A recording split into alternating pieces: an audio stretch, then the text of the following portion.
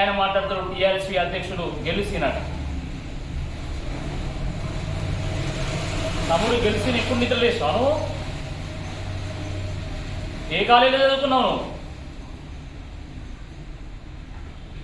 మీ నిర్వాహకం వల్ల 22 మంది ఇంటర్ విద్యార్థులు ఆత్మహత్య చేసుకున్నప్పుడు ఎక్కడ పోయినావు?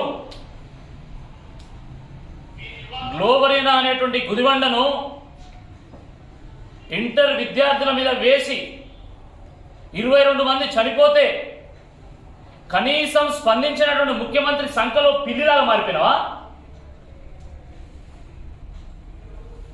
8 ఏళ్ల నుంచి ఉద్యోగ నోటిఫికేషన్ రావడం లేదని చెప్పి సూసైడ్ లెటర్లు రాసి నిరుద్యోగులు చనిపోతుంటే ఎక్కడ పోయినావు? ప్రభుత్వ పాఠశాలలు పశువుల కొట్టాలాగా మారుతూ ఉంటే ఎక్కడ పోయినావు?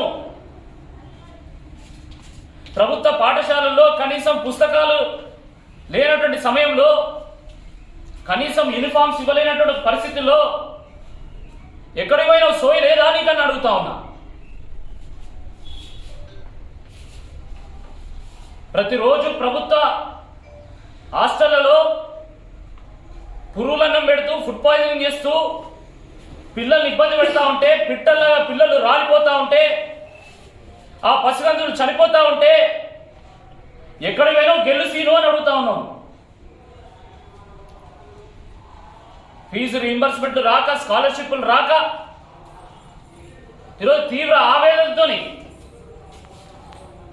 డిగ్రీ చదువుతున్నటువంటి పిల్లలు, బీటెక్ చదువుతున్నటువంటి పిల్లలు, పీజీ చేస్తున్నటువంటి వాళ్ళు ఇబ్బంది పడుతుంటే ఎక్కడ పోయిన మీరు అని అడుగుతున్నా. ఎక్కడ పడుకున్నావు నువ్వు అని అడుగుతా ఉన్నా. సిగ్గు అనిపిస్తలేదా? కనీసం సోయి లేదా? మీ విద్యార్థి సంఘాల మీ వీధి రౌడీలాగా ప్రవర్తిస్తా ఉన్నారు. ఒక ప్రధానమంత్రి వస్తే అడ్డుకుంటారా మీరు? ఒక వీధి రౌడీలాగా. ఈ విద్యార్థి సంఘాలు కావు ఇవి, వీధి రౌడీల సంఘాల్లా ఉన్నాయి ఇవి. ఇంత దుర్మార్గమా? ఇంత తిరిగి ఆడుతున్నావా?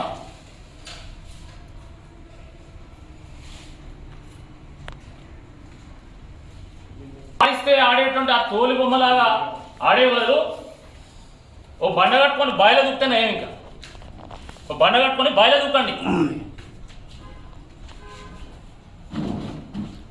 అరే, విద్యార్థుల యొక్క సమస్యల మీద ప్రశ్నించాల్సింది పోయి కనీసం విద్యార్థులు ఏమనుకుంటారు, నిరుద్యోగులు ఏమనుకుంటారు అనే సిగ్గు శరం లేకుండా బట్టలు వేసుకొని మరీ బర్వాత తిరుగుతాను.